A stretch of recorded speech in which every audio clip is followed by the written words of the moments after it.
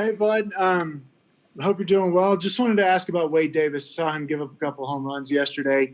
What's your confidence level in him heading into the season? I know he was set to be your closer in spring training before everything got suspended. Is that still the case? Well, we're gonna continue to watch our players, Michael. Each and every day.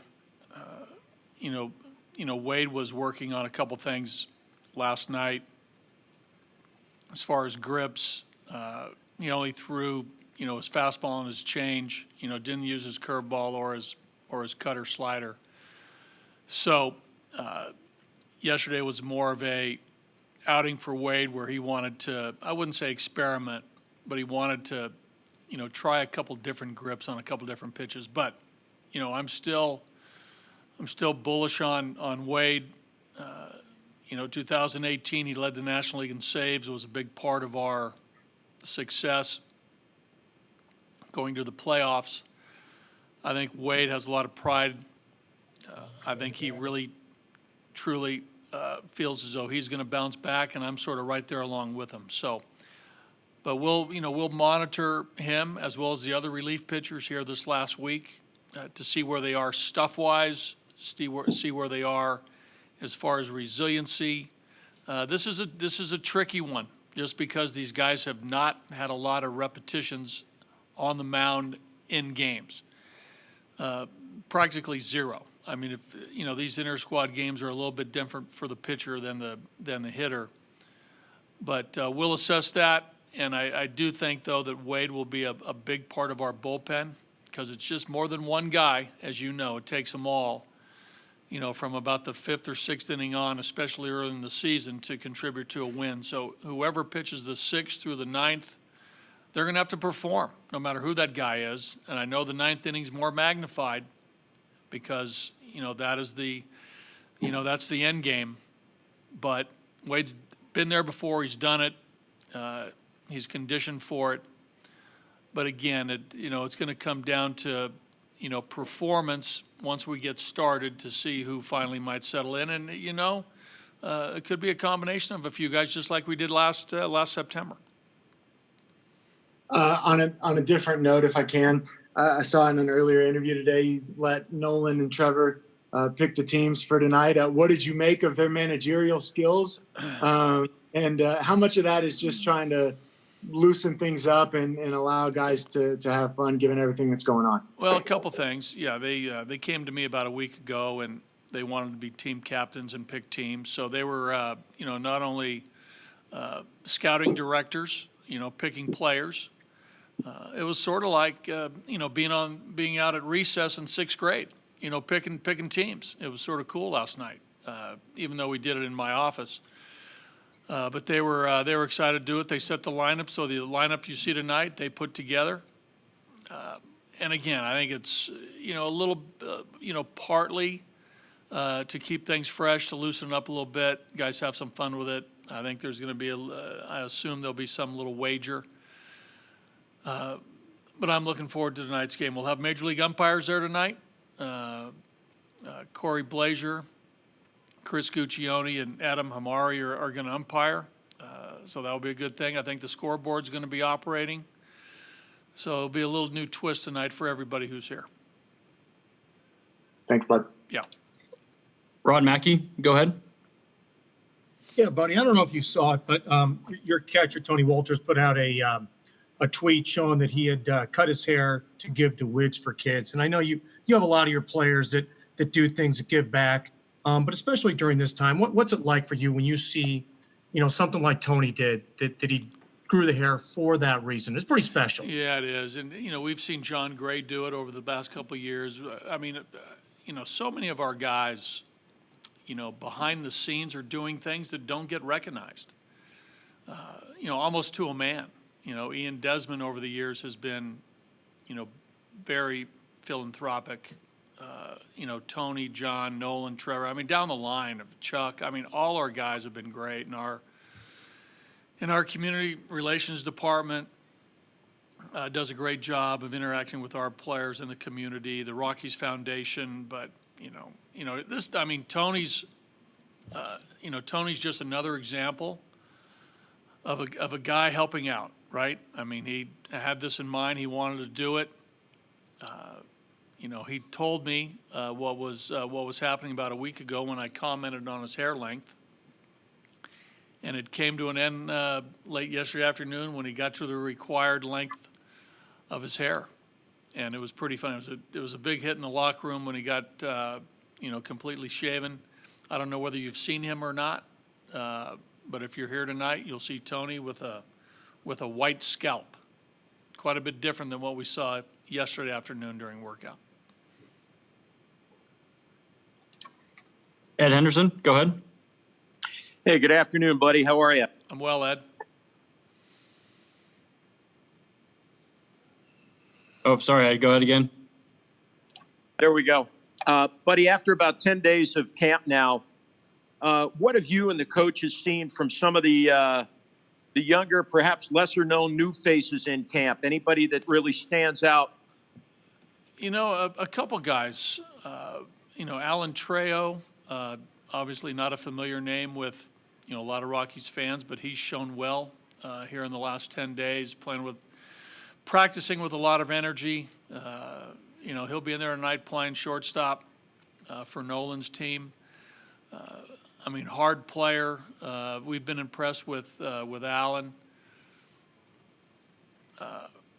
Ryan Castellani, who pitched last night, threw the ball well. I think, Rocky fans who follow us he's been sort of on the radar for a while. He was in Albuquerque last year, had a little bit of a rough go, got injured, but he's in a good spot now as far as how he feels physically. Those two guys have sort of, really shown well here in camp. Ryan Rollison, we've put our eyes on here in Denver. He was a first-round pick a couple years ago out of Ole Miss. He had a nice couple innings 2 nights ago, showed a good changeup, a poised left-handed pitcher with, a field to pitch. There's a number of guys who come in here and done, a nice job of guys that a lot of people haven't heard of. So, but those 3 guys have done a nice job. Buddy, if I can follow up with one more thing as a follow-up to Michael Spencer's question earlier, talking about Wade Davis. In terms of the other bullpen guys, anybody that you see so far this year that you see some significant improvement over perhaps what we've seen in the past? Everybody's just sort of rounding into shape. Their arms feel good. We just got to get them out there another 3 or 4 times to, fine tune some things. Of last year's group, Carlos Esteves has, thrown the ball well. Jairo is just sort of getting off to his start because he was shut down with, the COVID situation. Oberg, we expect good things from him moving forward as well. And we hope that, a couple veteran guys in our pen last year bounce back. Daniel Bard's thrown well as a newcomer. Tim Collins has thrown well as a newcomer. Yency Almonte's thrown the ball well, Ed. I've been impressed by Yency, so that's a good sign for Yency. Philip Deal's going to pitch tonight. If he gets that slider over and that slider becomes consistent, he can be a nice weapon against a left-handed hitter. So there's a number of guys that we're keeping our eye on that hopefully can, over the next week to 10 days, show some good things. When we finalize this 30-man roster, we'll feel pretty good about that group. Thanks, buddy. Thomas Harding. Hey, buddy, when you look at your second base situation with the possibility of McMahon going over to first base, how do you see that playing time thing kind of playing out? Would you like for someone else to show that they can play this position and give you more options, or are you looking at McMahon mostly at second? And I do have a follow-up after this. You've seen Mac bounce between, first and second, primarily second. I think it all depends on how guys are swinging and how we feel guys are swinging and what guys can bring to a lineup on a given night. whether it's Hampson or Owings or Rogers, they're all very capable of handling the position defensively at a, for me, an above average defensive situation. Mac can go to first. We can DH Murphy. There's a lot of things we can do, and we've talked about the versatility, but I'm not sure what our best lineup will be. But if Daniel Murphy is swinging the bat well, he'll be in there. And if he's at first, Mac's at second, it opens up another spot for another bat in the lineup to DH potentially. So, I mean, the versatility is big for us, as you know, and we've talked about. Okay, I'm going to get a couple of separate questions so I can just get them out the way. Number one, have you seen Rogers swinging the bat since he's come back? I know, spring training he swung pretty well. And the question after that is, you've always kind of been a guy who set your bullpen by having a closer and having people lead up to him. Are you more open this year to closer by committee, so to speak? Well, with Brendan, he's swinging the bat great, Thomas. He got into some games in spring training, one as a DH. His arm was coming around. So now the 3 months of off time, he's really been able to get his arm in a position where we all feel comfortable with him playing the field on a regular basis. So I think the arm is probably a past discussion. As far as our bullpen, especially early, we're not quite sure where the guys are going to be physically and whether they're going to be able to, pitch back to back, to pitch 3 out of 4, to pitch 5 out of 7. That might be a little unlikely for all major league teams. So you could see a number of guys in different positions as the game unfolds and when we get, into later innings.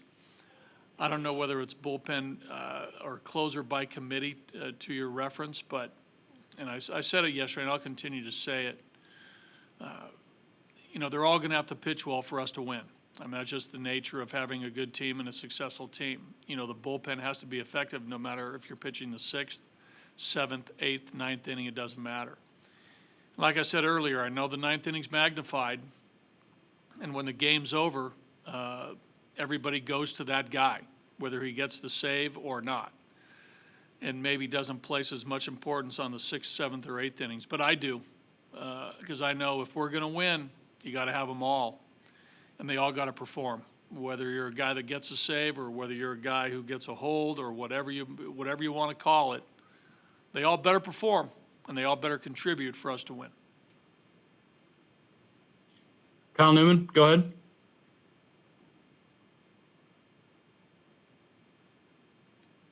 Kyle? Hey, buddy, can you hear me? Yep. Okay. Hey, a two-part question for you. And first off, do you think Nolan and Trevor are the best 1-2 punch in baseball? And do you think they're the best left side of the infield in baseball? And, if you believe that or if they're in the conversation, maybe make your case for that. I think they're the best. I think they're the best left side in baseball. I think you're probably talking about perennial all-stars now. I think that should be the case. I think they've shown that now the last couple of years. Nolan's shown it for 5 years. Trevor now for 3. I think they're the best side when you combine both defense and offense, and just all around players. Base running, instincts, all that. I don't see a better left side. The 1-2 punch, I'd have to do some research there, but I think you got to include them. I mean, obviously, I'd get some arguments from some other teams and other players, but I'd go to the debate table, representing our 2 players for sure, Kyle. Thanks, buddy. Yep. Tracy Ringlesby? Buddy, with the fact that there's no minor league season this year, does that make it easier to keep some of the younger guys as backups because they're not going to get everyday playing time down in the minor leagues? Well, I think there's, Trace, I'm not, some of the younger players, if they don't make our team, they'll be, in what we'll call the satellite situation, playing inter-squad games, practicing.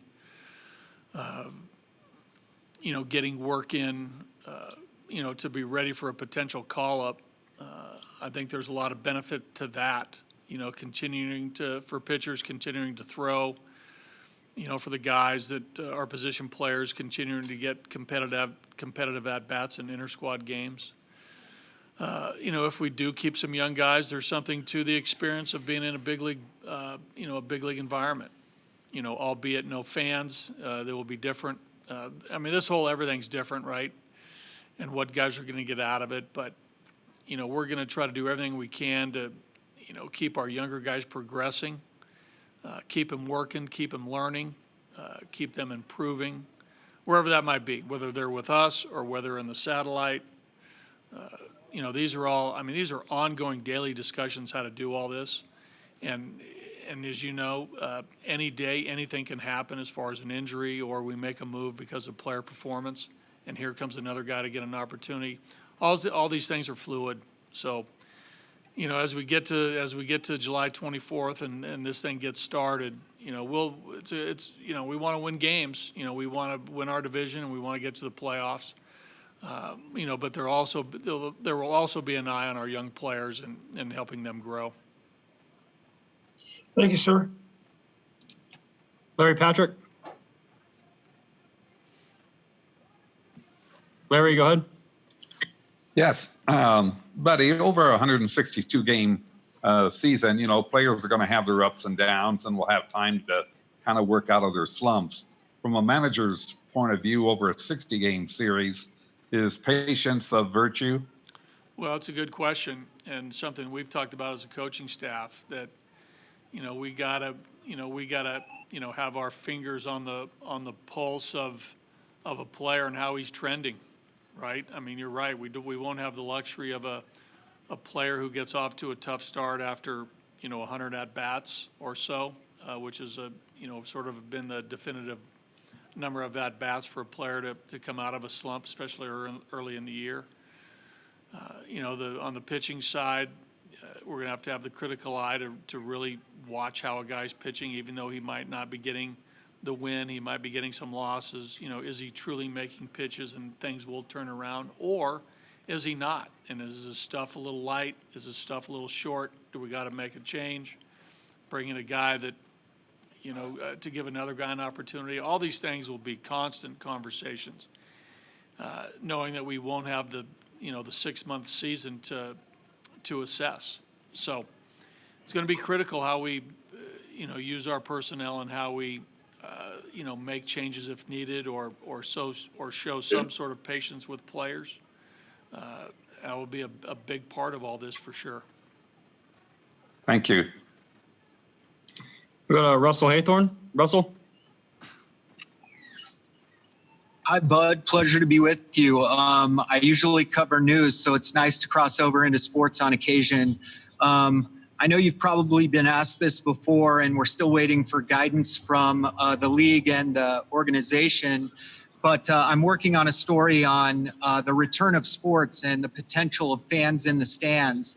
And I was just wondering how you feel about the potential of, say, 10,000 fans in the stands at some point during this season, and also how bizarre it might be not playing with fans. I've been asked that a little bit, Russell. Russell, Channel 7, correct? The Denver station? You got it. Yeah, you got it, bud. I've seen you. Yes. I like your station. Well, thank you. I appreciate it. Yeah, I like your, I like your crew from morning till night. So anyhow, we've been asked that. I've been asked that. We've talked about it as a group. I think like all of us, we're hoping for fans, right? But within the context of it being safe and healthy for everybody, and everybody, understands, what they might have to do at the ballpark, whether it's mask wearing, whether it's sitting 6 feet away, whether, how the concession situation works. All that will be figured out, but we would all love to have fans. There's no doubt about it.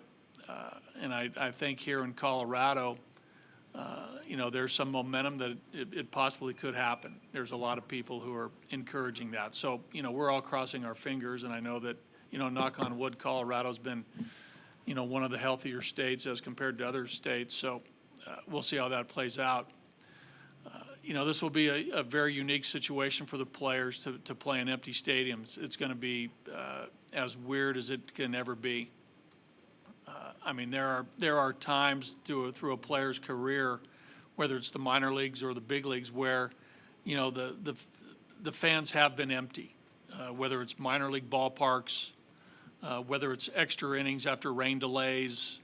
There's a number of innings that you play with very minimal fans. It seems like nobody's there. But to roll out at 6:40 and really have no one there, we don't know what that's going to be like. It's going to be extremely eerie.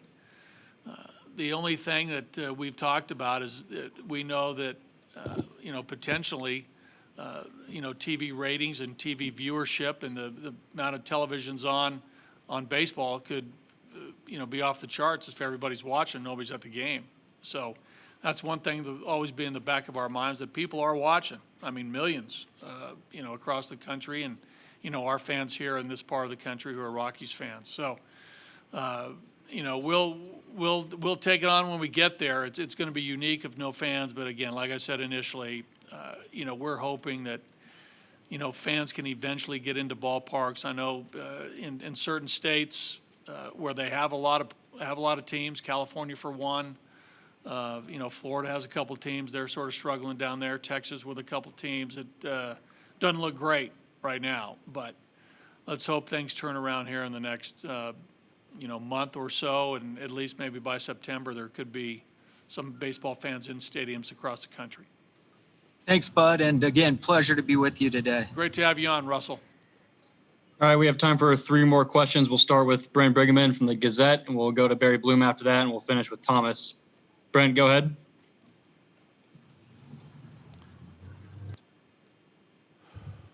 Brent? Sorry, I didn't see the unmute. Okay, Brent, good to be joining you from Colorado Springs.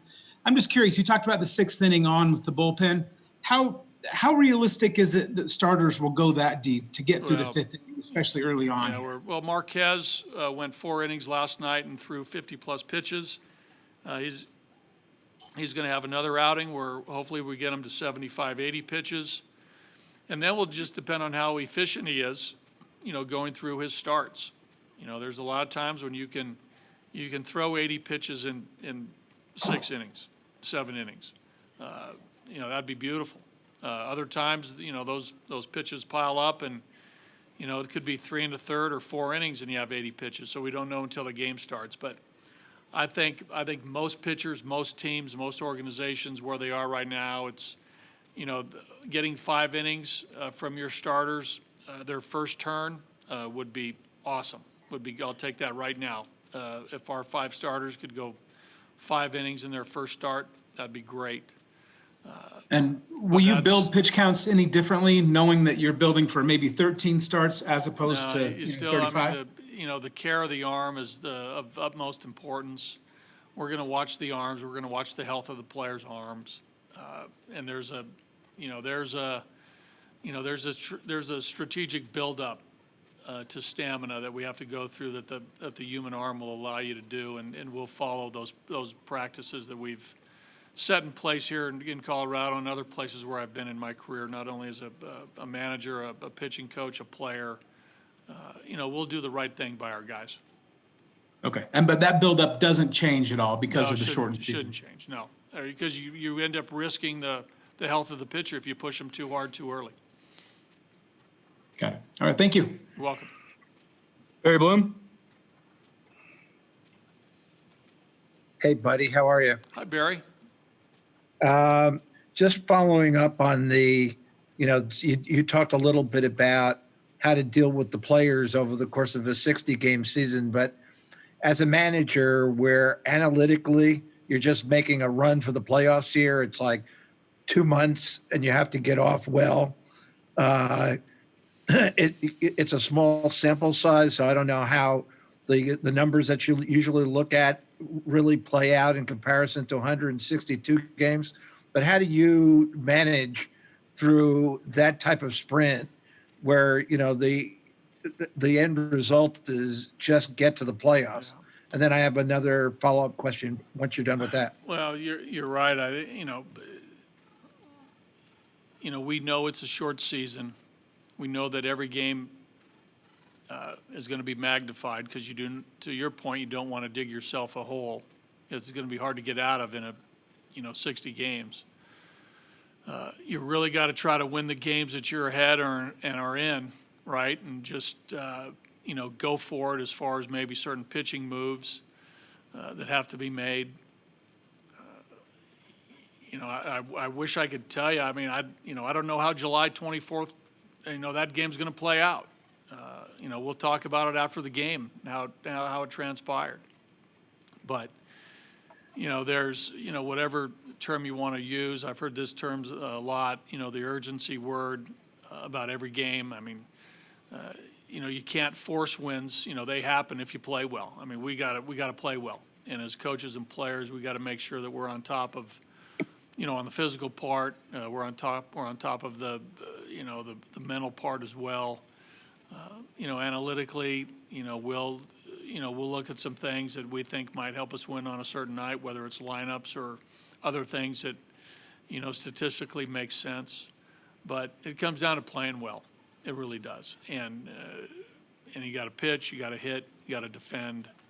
And if we do that with our talent, we should get back in the playoffs like we did in 17 and 18. So I'm assuming that you feel that you guys are going to make it to the start of the season next week, despite everything that's. Yeah, I mean, right now, I think collectively as an industry, we are. I mean, I know here in Colorado, we are. I'm not sure what other teams are thinking. I mean, our focus is on the Rockies and how we're doing it, what we need to do here in Denver to get ready to go down to Texas and play. So we're not, we're full speed ahead until we're told otherwise. How positive are you about, with all the travel and everything, going in and out of some of these states where, there's a lot of hot spots, that you will make it to the end of the season? Well, again, I think we're protected. I think that, everything that's put in place in front of us now, whether it's our chartered airplanes, the guidelines that are in place on those, when we get to the hotel, the guidelines and some of the things we're doing there, as far as our meals and our nutrition, and actually the hotel staffs have been obviously educated and briefed on baseball's expectations to house a major league team, a visiting team. These hotels are on board. The players are on board. I'm not saying we're insulated, but it's pretty close to it. And we're going to do everything we can as an industry, all 800 plus players and coaches and staff, along with the conjunction of what's happening at the ballpark and what we're doing at hotels. We're going to try to make this work. So it's a little different situation than what's happening in basketball, what's happening in hockey, because there's a little bit more travel and we're going into cities, different cities. And to your point, that some of them are hot. Some of them are not in a good spot health-wise. But, again, it's going to be up to each and every player, coach, executive, trainer, strength guy, nutritionist, hotel employees to be able to pull this off. But right now I'm optimistic because I see what's happening with our group and how we're going about it. And I'm I can see this happening. Thank you. Thank you, Barry. All right, Thomas Harding, really quick with the last question here. Thomas. Yes, you've got a couple guys, Castellani, who looked really good last night, and also Ashton Goudeau. They're very close to the major leagues, but they've never pitched in a major league game. If they're not on the roster to begin the season, how do you replicate it? Because they may be just a phone call away. I don't know whether you can replicate it. We've talked about it many times before, Thomas. One of the best things that I'm privileged to witness as a major league debut, and it's different than any other game you've pitched in or played in. It's awesome. I hope it happens, for these guys in their future. But you really can't duplicate it. You can't replicate it. In your mind, you can get ready for it, but it's a out of experience body for players really when they play in the first big league game. It's a dream come true for a lot of these fellas. Is it possible to get them ready without minor league ball? That's my question. How do you get them ready without? They'll be ready. We're getting guys ready for a big league season without exhibition games, really. This is a different environment. These fellas will be at the satellite situation doing what they're doing now, building pitch count, inter-squad games against their own teammates, making pitches. They'll be doing their pitchers fielding practice. They'll be doing everything they can to stay in shape and be ready if indeed they do get the phone call. But it's going to be without, minor league games this season, without true competition. This is a unique one. You can't get ready for a big league game as a minor league player in 2020 like normal. Thanks, buddy. Okay, guys. Everybody. Thank you.